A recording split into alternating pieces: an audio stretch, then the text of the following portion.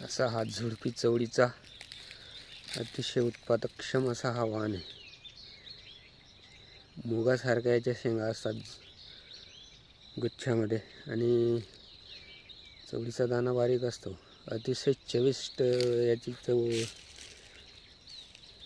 चवळीची भाजी लागते। कोरड्या चवळीच्या दाण्यांची भाजीसुद्धा चविष्ट लागते आणि हिरव्या दाण्याची भाजीसुद्धा चविष्ट लागते।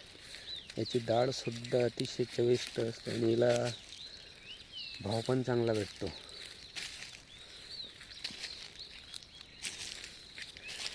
आता या शेंगा अशा कोरड्या व्हायला लागलेल्या आहेत। या कोरड्या शेंगा तोडून घ्याव्या लागतील।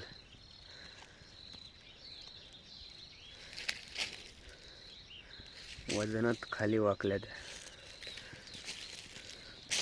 अतिशय छान अशा शेंगा तयार झालेल्या आहेत।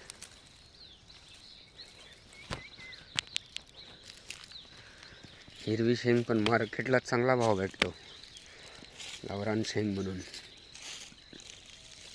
आणि चवळीच्या दाण्यांना बी छान भाव भेटतो।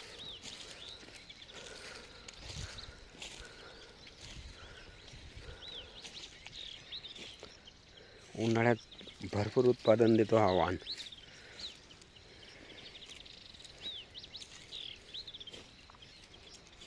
आणि नायट्रोजन फिक्सिंग मधमाशा आकर्षित करण्यासाठी अतिशय छान असा हा वाण आहे।